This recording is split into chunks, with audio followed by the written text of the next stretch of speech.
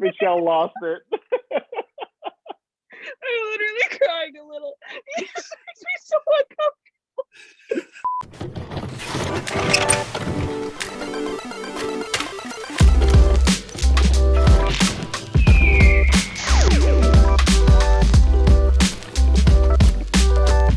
Hello and welcome to the Lunchbox reviews. Today we are doing Jame Gunn's The Suicide Squad. I'm joined by Alex. Hello. And Michelle. Before we go to our initial thoughts, where did you guys see the movie and how was it for the experience? Ooh, I'll go first. I saw it in VIP theater. I actually went to a real theater. I was thinking about doing drive-in for this one, but I was like, you know what? I think I'm feeling comfy enough to do the VIP experience. And I missed going to the movies so bad. Honestly, I think it swayed my opinion of this movie because I was just so excited to go to the movies that I could have seen anything and been absolutely so happy. So I loved the experience. I felt good and safe and just back in my happy place, which is the movie theater. Honestly, the amount of movies I see in VIP is stupid, but I'm happy to be back. And for that reason, I enjoyed this movie.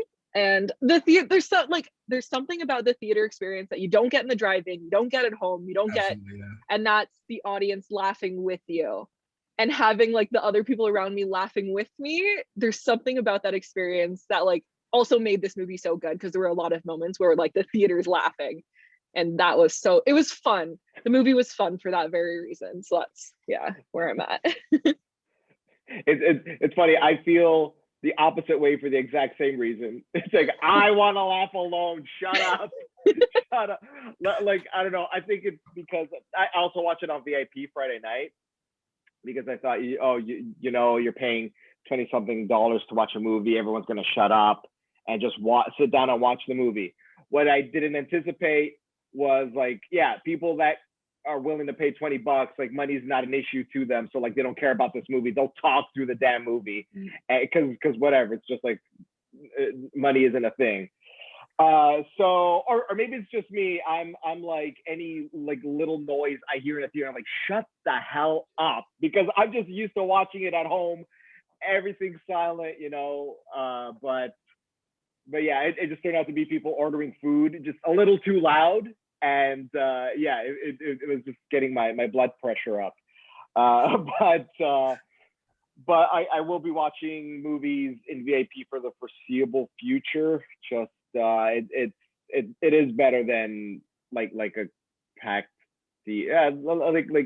whatever. The number of people there isn't as much of an issue as much as I don't want to be annoyed in a movie, by people talking, and that's why I'm also trying to avoid those theaters with a bunch of kids go, Yorkdale Mall. So yeah, that's me. For me, I watched it in a theater too, but I went very early, or the first showing on a Saturday, and my feelings are kind of half of how Michelle felt and half of how Alex felt. And that even though there was not a lot of people in the theater, there was a couple that was kind of sitting close to me. The moment that they started talking, I was like, oh, there's nobody else in this theater. I just moved because I was like, no, I want to laugh like an idiot out loud.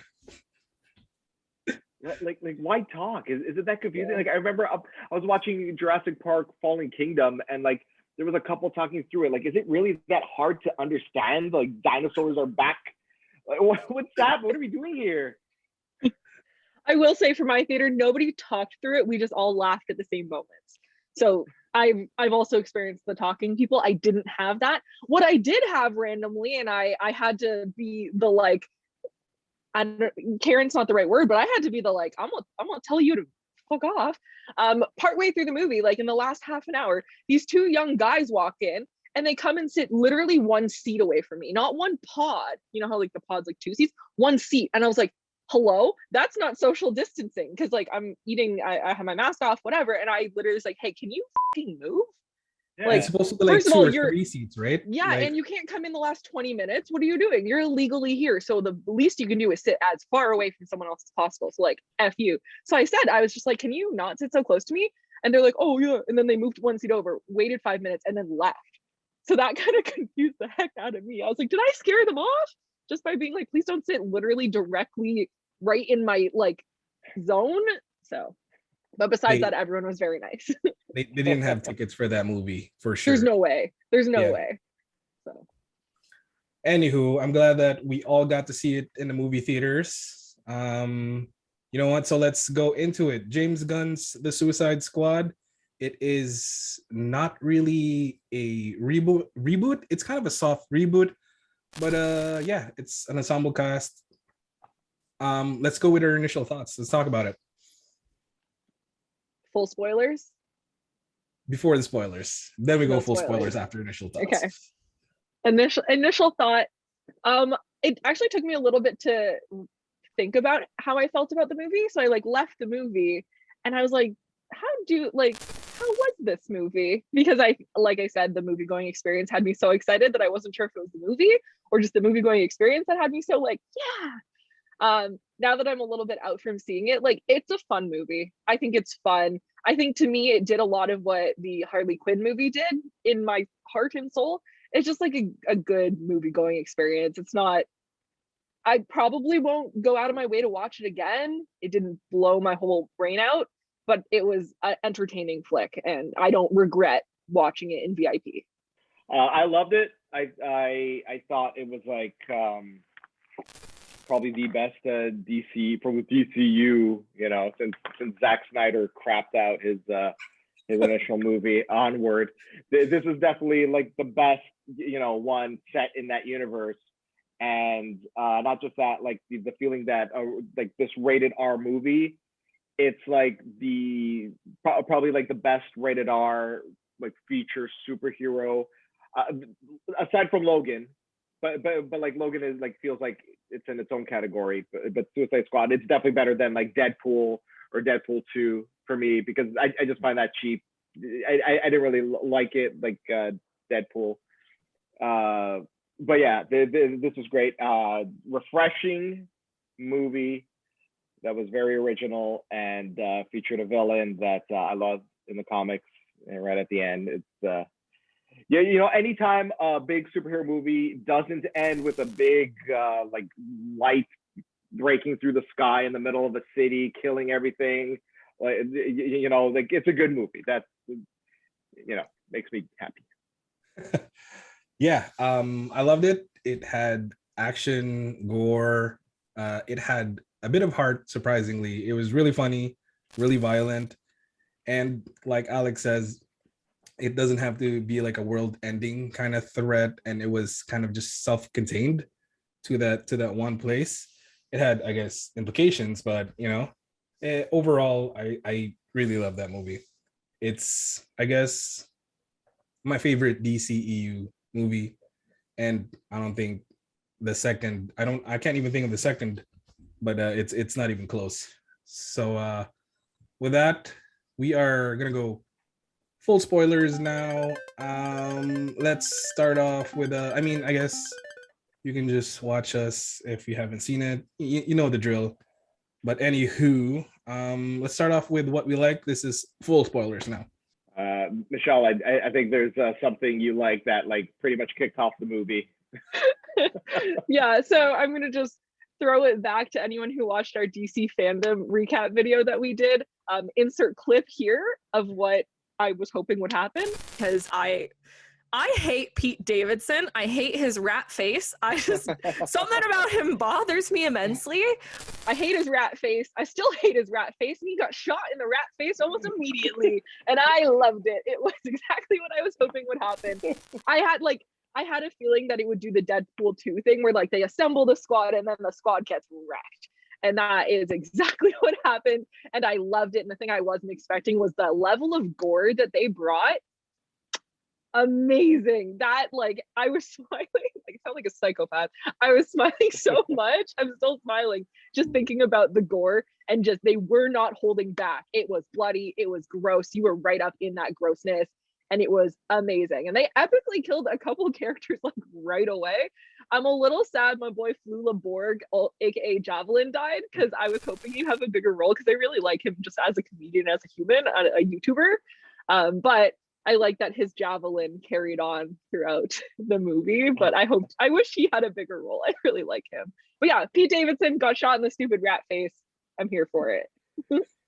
Because he was a literal rat and he was ratting them out and he deserved to get it in his rat face.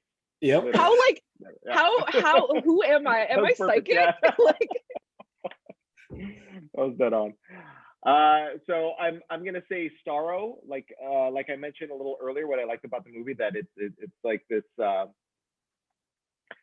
like that, I swear it's that energy beam, like just destroying, like Man of Steel had it, Avengers had it, the original Suicide Squad had it, where it's just like end of the world. It's like way too many movies are doing that. I'm pretty sure Ghostbusters from 2016 did something like that. Yeah, I hate that movie. If only I could remember it. But I did not see it on purpose. yeah. So yeah, this was something original, like Starro, like a really cool DC character, a little on the obscure side because like you're not going to see him on a TV show. You might see him in one of the animated features. But yeah, it was just so epic seeing him do what he does, and that's turning people into like zombie ish creatures. And yeah, it was definitely unique. Everything from the villain's look to what he did, and it was like a self-contained thing where it didn't mean like the implications were that the world might end, but this world has Superman and Flash and stuff, so like it probably wouldn't. But a lot of kids, a lot of people would die in this country, and the Suicide Squad stepped up to stop it. And yeah.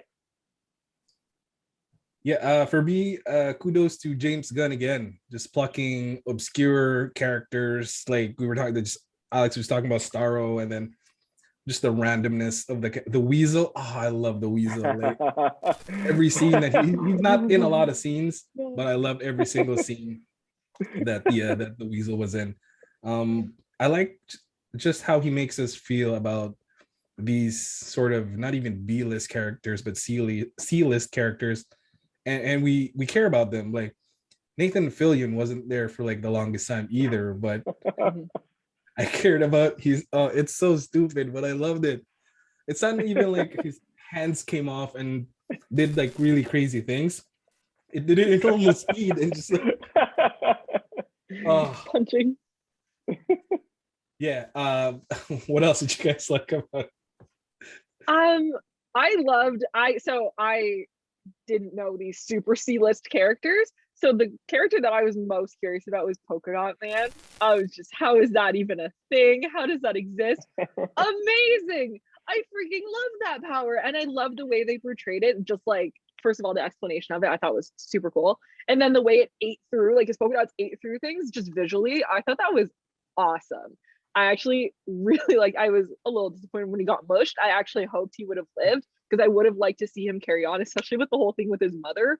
That was really funny. Awesome. I just love that so much because there was like the first scene where everyone looked like his mother. It took me a second to realize what was going on, and then I was like, "Wait, what?" And it just the recurring theme of seeing his mother and everybody. Good, so good. It was just so comedic. I really loved it. Yeah, you said Polka Dot Man, but like I would give it to like all the characters that are in the movie. Like they had their complete story arcs, like each individual story arcs. They had their time to shine, like all of them. Yeah, it's so refreshing that like you start a certain point with them, and you see them achieve the end. Even Polka Dot Man, like he feels like he's a superhero at the end. All like every single character has something to do. Yeah, and you know what else? They redeemed Randall Flagg from the first movie. Like all I can remember Randall Flagg being was just like a generic gun dude. And now, like in this movie, he felt kind of like the stand-in for Captain America, where he puts his ideals before his country, before his mission. And unfortunately, we all know what happened to him. But it was great to see like a redemption for just like kind of like a nobody character that you know, you like I wasn't looking forward to seeing him in this movie because I just thought, you know, first movie, you didn't do much with him. But yeah, it was cool to see what James Gunn did with all the characters. And then we lost him. But at least that's right. it was That's redeemed. right. Yeah. I just really like the action. The action was really good. I think James Gunn again did a really good job of just balancing the action with a comedy. I do think that there was some lighthearted scenes that I thought dragged, but overall the action was like top notch and kind of reminiscent of just James Gunn movies. I wasn't sure partway through the movie. I wasn't sure if I was actually liking what was going on with Harley Quinn because it felt like her adventure was so separate from everybody else. But then once she like joined up with everybody, I thought that melded really well. And the thing that I actually loved the most about her little scenario was when she was escaping and it had that really floral situation going on. That was very reminiscent of like the color and the style of the Harley Quinn movie. And I actually really liked that they kind of brought that into this movie still, so it still felt, I don't know, authentic to her character that it would look like that, even though obviously like, why does it look like flowers? I don't know. But I don't know, it worked so well for me. And I love, like, that's, I think one of, if we're talking fave scenes, that's probably up there for me as just the favorite scene with her. And the javelin and the flowery blood was just like so fun and explosive and violent. And it was really great. I liked it a lot. Yeah, but like speaking of Harley Quinn, like she kind of did seem like she was floundering there, like story wise. Like she was linked up with the president of I forgot the country's name. What was the country? Cordo Maltese. Oh, yeah. Something like that. Maltese. Something like that. Yeah. She doesn't even know the name. That's part of her. That's her one scene is she's trying to figure out what the name is. She doesn't even know. But yeah, no, the Harley Quinn story came together at the end brilliantly, and Margot Robbie just perfect for that role. And it's a good thing that we finally see her portray the character in a good movie. Sorry if anybody liked Birds of Prey or the original Suicide Squad, but no, this one is it. Another thing that I really liked in the movie or a performance at least was Ratcatcher too. I mean, she was very solid in what she was doing, and she was like the heart of this movie. She was the glue that kind of kept everyone together. She was just like just the good heart, and that kind of, you know, you can't help but just like it was cool that we had appearance of Taika Waititi as her dad, or the original Ratcatcher 1. Ratcatcher 1. But yeah, I thought I really liked her in that role, and for me she was like the standout of other than, of course, Harley Quinn finally kind of being in a good movie and used properly. Ratcatcher 2 was like another thing that I really liked in this movie. I mean, I'm not a huge fan of John Cena in general, but this movie was good for him. I think he was really funny. This scene in particular in the club with his little shirt. Oh man. Oh, there's something about just the way he owned that outfit that really, like, I was laughing really hard. Like, I'm happy that the theater I was with was a bunch of like people just, I think, happy to be out. And everyone was chuckling and giggling. And it just, like, I don't know, that really, like, just made me really love this movie. Just like how lighthearted, it's gory, bloody, but it had this lightheartedness to it where you're just like, oh my God, he looks so stupid. Let's all chuckle at it. And it was great. He was just so funny. I mean, I don't love his character because he's kind of like an asshole. And I was actually sad that Flag died. Like, that actually kind of bothered me because after the redemption, I actually wanted to see him carry on. I was like, okay, keep him on the team. I like this with him and Bloodshot. They're kind of like the past that they have, and they're kind of buddies, and them drinking at the bar, and it was great. And then they just killed him, and I feel like they didn't actually talk about that enough. He's just dead. Like, no one seemed to be like, actually, Harley was like, yeah, he was my friend, and that was like the only mention. So that kind of upset me because I think he didn't get I don't know what he deserved, like, in the positive. So, but yeah, anyways, I like John Cena in his little shorts and his little shirt. That club scene was great. I really like that club scene with the dancing. Everybody's having a good time.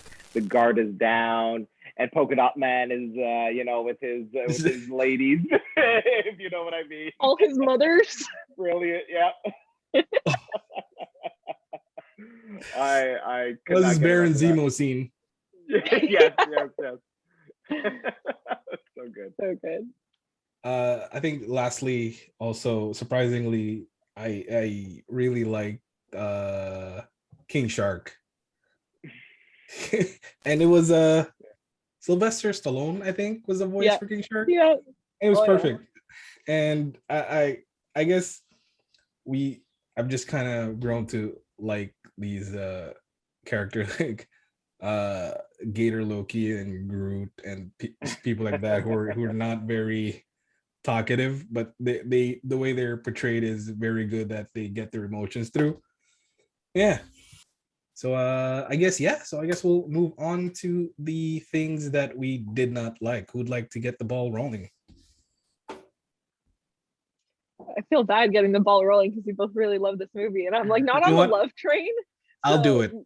Thank you. I'll go first because these are the only things that I did not like about this movie. I was not impressed with the music. Usually with James Gunn movies, especially I think Guardians of the Galaxy Volume 1 had the best use of these obscure hits or one-hit wonders and some popular ones thrown in there. This one, some songs I'm familiar with, but it's not like my jam. I didn't really like the songs. So yeah, like one of the things that kind of felt disappointing for me was the music. Yeah, I just want to say, like, the movie started with like Johnny Cash at Folsom Prison, and I'm like, okay, all right, this is the kind of movie it's gonna be. And then exactly, yeah, like it set a good precedent. I'm like, okay, the music's gonna be, it's gonna be memorable. But I suppose like maybe in James Gunn's mind, like if I do that, then it's too close to the Guardians movies, which I understand. But at the same time, then don't start the movie with that song. Although it's kind of a trademark, if like for all James Gunn movies, even the ones he wrote, like Dawn of the Dead, it started with When the Man Comes Around, Johnny Cash. But yeah. Okay. There's quite a few things I didn't like. I didn't hate a lot of things. There's not like, I don't have a hate for this movie. This movie was fun and generally I liked it. I just didn't love it. I forget which of you said it. The thing I actually didn't love was how much each character was dove into. I thought that made the movie run like way too long. There was a couple backstories, like King Shark's fun and I like him kind of in that Groot-esque role. But there was like a couple scenes of just him doing stuff that I'm like, this doesn't do anything for me, honestly. And like the little thing with the jellyfishy things was fun, but that seemed like, okay. I don't know, it didn't add anything to me. It kind of took me out of the action because every other scene before and after that was very actiony, and then he's just like dancing with the jellyfish and then like they bite him after. That's funny, but I don't think that previous scene needed that for that payoff, if that makes sense. It just, I don't know, it dragged, and there was a couple moments like that I think for each character where I'm like, just chop a little bit of backstory and I still understand everything about the character, but it just would have made the movie it felt long to me. I was like, hey, come on, let's go. Let's see the thing. I want to see the big old star you. Like, let's go. So yeah, that was one of my complaints.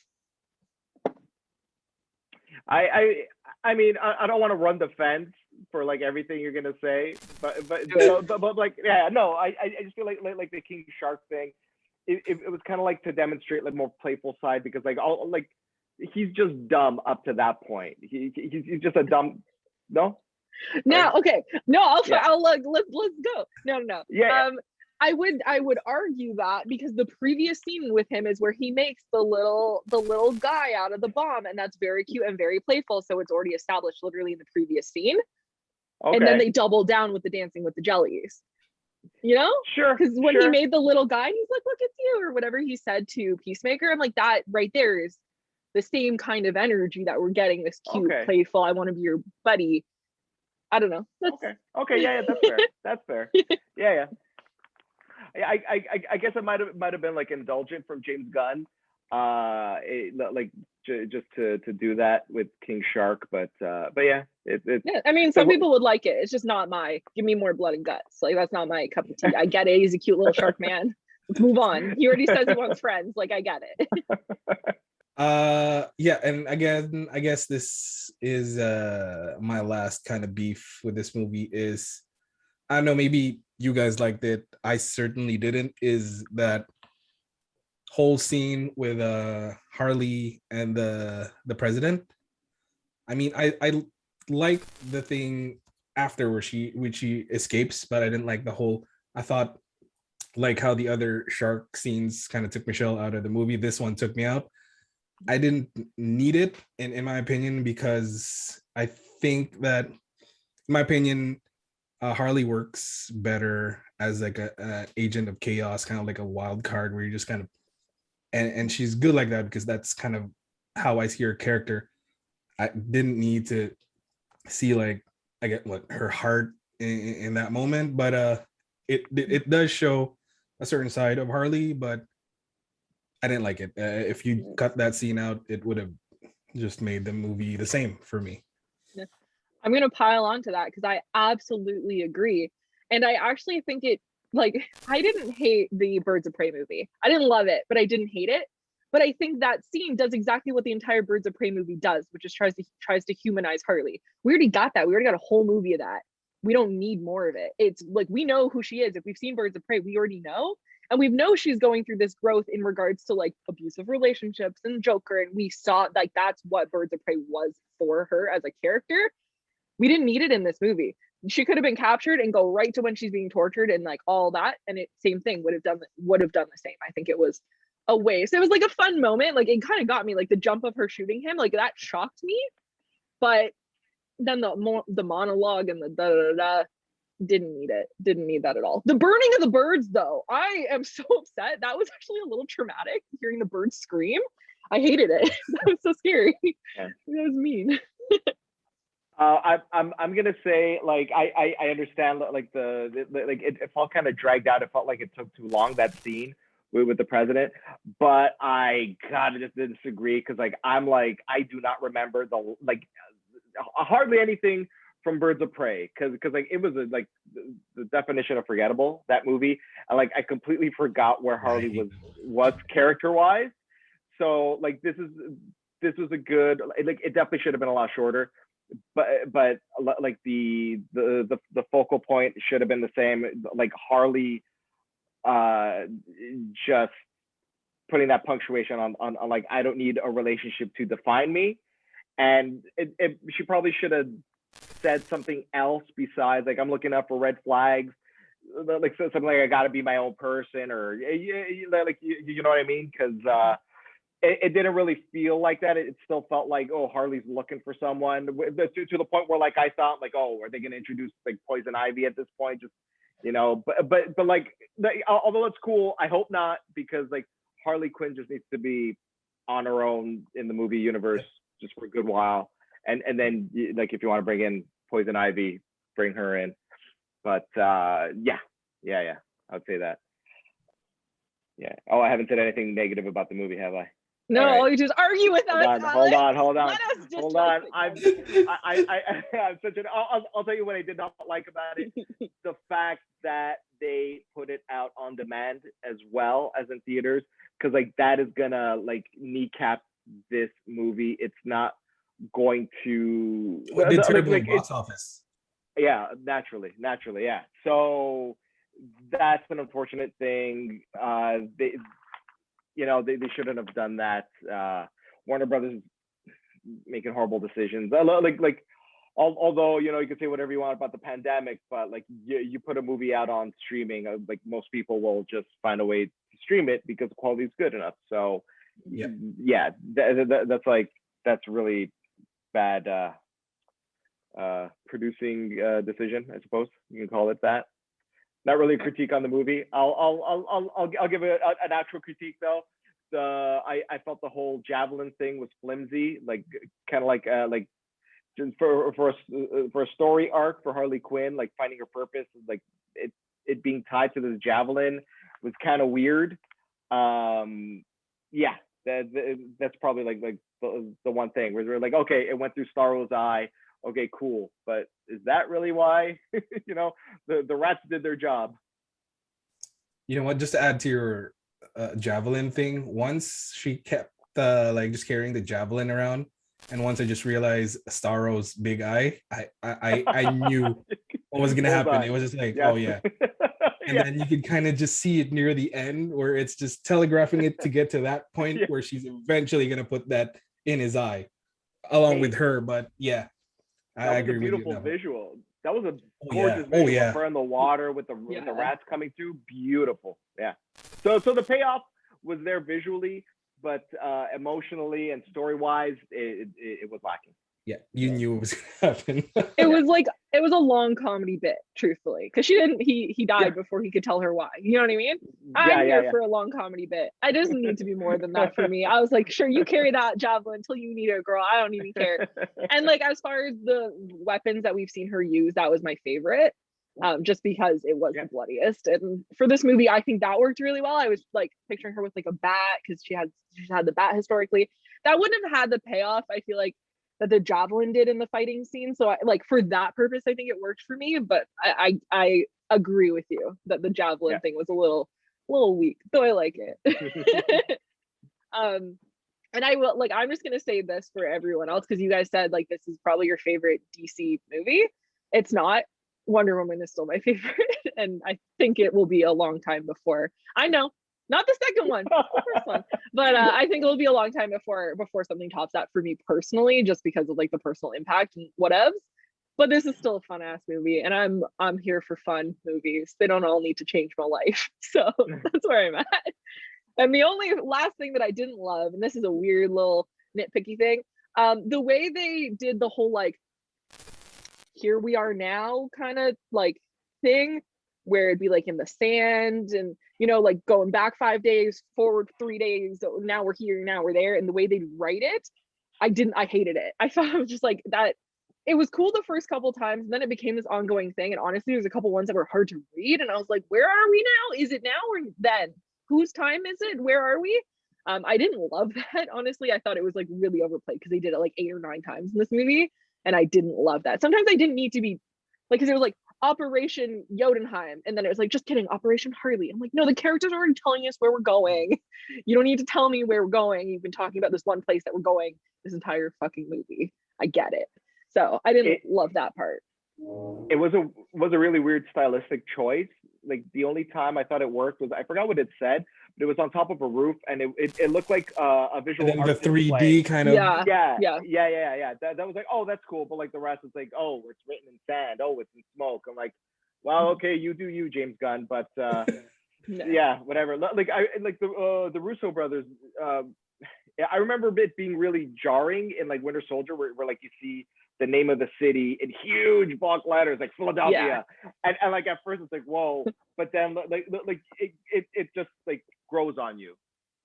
But yeah, I just think there were times where we didn't need to be told specifically where we were or what we were doing. Like at the beginning of the movie when there was the jump in time where they went to like 3 days earlier, sure, obviously that makes sense, but then like everything past that, it's not that big of a world they're making. It's a very like linear path that the characters are on, so you don't need to tell us if they're on step 1, 2, or 3. Like we've been watching all the steps, so we know where they are. So I don't know, I just didn't love it. Yeah, and you sort of kind of the like the time difference was just like not that long there, where you would have a hard time trying to figure out where this is and what's it comparing to. So it was easily kind of you got it right away. I mean, the first few times they used it, like I really liked it on the beach in the sand, and then the only other one I like was the one that Alex mentioned, which was on the roof, and those are like the only 2 that I really like. The rest was like kind of just hard to read, and like Michelle said, didn't really need it. Anywho, we agree on one thing. We agree on one thing that we didn't all love. So there we go. There's something there. Now that we've aired our grievances, let's move on to the scenes that stood out the most. What were your favorite scenes? I'm gonna go with the Randall Flagg Peacemaker fight that's shot entirely on Peacemaker's helmet, just like the reflection on the helmet. That was Yeah, so that was cool. really That cool. was Yeah. great. Yeah, I honestly thought it should have went on a little longer. I like up to the point where like he picks up his helmet and puts it back on. But like for what that was, it was really cool. That's a good one. I forgot about that scene. That was a good, like, yeah, that was a really good scene. That visually was super duper cool. I really like that. I mean, I'm going with the first scene of everybody dying bloody on the beach. It started the movie off on such a strong note, and I think the movie did a really good job of not faltering from that point. It's not like it was up here and then it kind of, like, I thought they did a pretty good job of going like woo for the rest of the movie, as you would expect, because it's not always going to be up here, if that makes sense. I loved it, and then I loved that the boomerang dude died. Love that. Yeah. Kill him. Yeah. It was great. Because at this point I'm not sure who's gonna live. I'm not really sure like who the squad is of the movie. I've seen like the couple trailers. So it was a nice surprise to see the different people dying, because I legitimately wasn't sure who was actually gonna be the true squad. So I really like that. And like having seen the previous movie, I'm like, oh, Boomerang, like he's a main dude. And then he just got all burnt up and squished by the helicopter, or whatever happened to him. Amazing. Like all those deaths were so good. The payoff was great. And the one thing I will say, Lou, you love the weasel. The weasel has a visceral effect on me. It's so nasty. It's so gross. It's effective. Like the weasel's effective, but holy crap, it's so gross. I actually I was like, oh no, I hope it's not part of this tweet team, because it makes me uncomfy. So I'm glad the weasel was not there, and then the weasel lived, so I guess that's fine. But I'm glad the weasel wasn't part of it, because oh no, thank you. It's so weird. I have no problem with the rats, but that weasel was just like freaky looking. Like the scene with this is one of my favorite scenes, is like the scene where what's Pete Davidson's character's name? I can't remember, but it's when he thought that the weasel was a werewolf, and he just started freaking out. That was one of my favorite scenes. But the one that I am going to talk about is, I think Michelle touched on it earlier, is Harley's escape scene. Yeah, that was really good. Like the fight was really good. Like the visuals with the flowers. I mean, if Snake Eyes just took some notes from this scene, I don't know if you guys have seen Snake Eyes. Jesus Christ, it's terrible. It's so bad. But yeah, that scene was just like the action and the use of weaponry was just kind of, it was really good. I really love that scene. Favorite scenes, I think. Yeah, I just want to say the weasel running at the end of the movie. This wonky run. I love it. That's it. It's so awkward. I love that little thing, man. Yeah. There was one joke that caught me off guard, and I just started laughing out loud. Was the Melvin thing? The random dude. Milton. Yeah. And all of a sudden near the end, where Harley thought that, I thought you were Milton, and I just started cracking up with that scene. We didn't touch on Idris Elba, but oh my god, like the perfect protagonist for the movie. Like he encapsulates everything. Like he steered this ship. That's why, I'm surprised you guys didn't mention him at all. I was actually like, somebody's got to mention this guy. Like he fantastic. Strong, solid, consistent character. And like I love the tech of this character. The end where he's like putting all his gun bits together. That was sick. Just kept building it. That was just so like, that was cool. I really and I liked, like, he's like the grumpy dad, I guess, you know what I mean? He's trying to corral his children kind of vibe, and I really liked that for that character, because he's a different type of leader than we had with Flag in the previous movie. He's just like the army dude, whatever. And like, he's like, grumpy dad, come here, children, let me take you under my wing. And it worked really well for this like ragtag group. And I thought it was so good. He played it super duper well. I'm excited. Like, it seems he's going to be doing more. Maybe if they do more, he'll be in it. And I'm on board for more of this character because I liked him a lot. Yeah, I agree. I mean, no offense, Will Smith, but Oh. I think this is how you should have really played Bloodshot. Deadshot. Deadshot in the first movie. Yeah. But yeah, Idris Elba played it to perfection. I think we're nearing the end. Favorite member. Oh, favorite member, yeah. Yeah. Oh, yes. I forgot about that. Already. Okay, you guys go first. Who is your favorite member of this Suicide Squad, alive or dead? I'm you know what? I just brought him up. I probably should have waited to bring him up, but yeah, Bloodsport, Idris Elba. He was really cool. And like seeing his dynamic with John Cena, that was so much fun. Like such a fun part in the movie. Just seeing them. It was really weird to have two team members who like basically identical. You know, it's a corny joke, but like Ebony and Ivory. But then you come to realize that that like Peacemaker is Amanda Waller's proxy on the team, and then it's like, okay, that's what's going on. Okay, but yeah, favorite member, Bloodsport. Ooh. I like Ratcatcher too. I like her. She's cool. I didn't know how you'd feel about that power. Honestly, I was like, I don't know. But her little companion Sebastian was like, let me rephrase. Sebastian's my favorite member. Yes. He's the best. He's the highlight. He's so cute. He's just like so just had like, I think he was the glue who held it all together because he's just like cute and pointing at stuff and like just him doing waving his little high rat thing. Yeah. Was great. I don't know. And then at the end when he's he's sleeping on Idris Elba and he's petting him, he's just so cute. He was like Ratcatcher and then by extension Sebastian, I think were great characters. And like the army, the flood of rats at the end was amazing because cool. That power makes sense when it's used like that, and I'm totally here for that. I think that was wicked. Like it's so cool. So yeah, Ratcatcher too. For me, Michelle's gonna hate me for this, but it is the Weasel. Yeah. I got it. How awkward the Weasel is, and it's just like I guess we haven't really seen him being used, but I imagine him.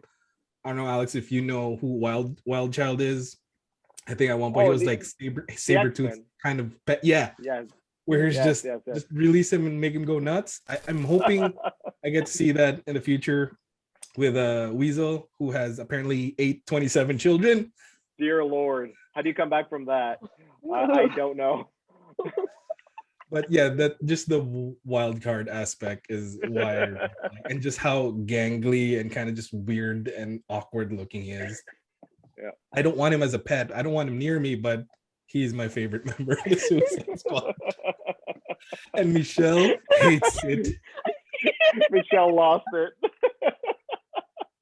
I'm literally crying a little. He makes me so uncomfortable. He's so funny, but he's so awkward. He's so ugly. He is so ugly. Sure, he might have killed 27 children, but yeah, you know, he looks like funny. Like when he's in the cell beside, I'm literally crying a little bit. When he's in the cell beside Peacemaker, he's just like, what? Oh, yeah. You're just licking the window. Licking the window. Wow. Damn, Lou. What does that say about you? Oh my god, I have a visceral reaction to this freaking thing. Like, oh no, I understand because like I get it. Just it makes my skin crawl. I don't know what I'm to my knowledge, I'm not scared of weasels, but I guess I might be scared of weasels. I think weasels are kind of cute actually, but this one is just like he's nasty. He looks like a little like trash weasel. I don't know how to describe it. It's like a scary drug addict homeless weasel. Shout out to Sean Gunn, James Gunn's brother, who does the mocap for him. And he was also Calendar Man. Yeah. Crazy cameo. I was not expecting that one. That was a weird one. Yeah. So yeah, I guess that's it. I'm just gonna do our final thoughts. I'm gonna let Michelle compose herself. Final thoughts and score. Who wants to go first? I'll go first. I'll go first. So as a Suicide Squad movie, it's delivered on exactly like what the feeling of the movie should have been from part one. Like Suicide Squad, like these people are going to die, and if they don't die, nice payoff. So it finally felt like that, right?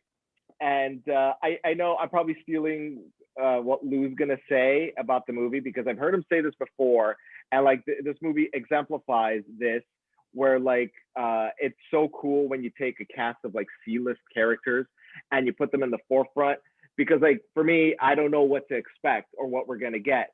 Plus, as like a creator, storytelling wise, they can like inject a lot of new stuff and come up with what they want for their mythology, right? Because I'm pretty sure Polka Dot Man did not have mother issues when he was first created in like the 60s or 70s, whatever that was. So it was, it was my kind of movie, just offbeat and unique, a lot of fun, great action, visually amazing. So like to me, this is a 9 out of 10. Yeah, basically, I kind of just agree with Alex. It is my favorite DCEU movie. James Gunn has done it again. Action, gore, violence, and just a bit of heart, where it doesn't, just take you out of the whole thing. But yeah, I am also giving it a 9. Okay.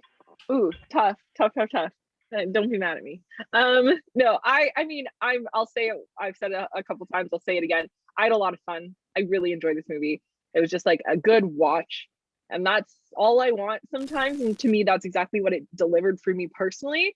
The gore is my favorite part of the movie. I thought that part was executed perfectly and beautifully and violently enough.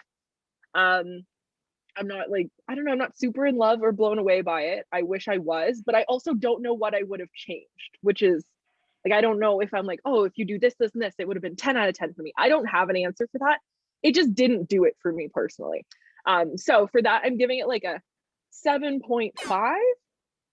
Yeah, like I'd probably watch it again when it's like on streaming services, but I'm not going to watch it again in theaters or anything like that. It's a good time, and if I feel like I want to like have a chuckle and watch some violence, like that's when I'll watch it. So it's not a bad movie at all, just not my favorite. I'm possibly watching it again tonight after this, actually. Yeah. Damn, good job. So with that is our review of The Suicide Squad. Once again, I'm joined by Alex and Michelle. Please do the YouTube thing, like, subscribe. We'll be back more. We just did a little hiatus, I guess, but we'll be back with what if, Marvel's back, I guess. Also, if you want us to review anything, just let us know, and we'll see you on the next one. Peace. Bye.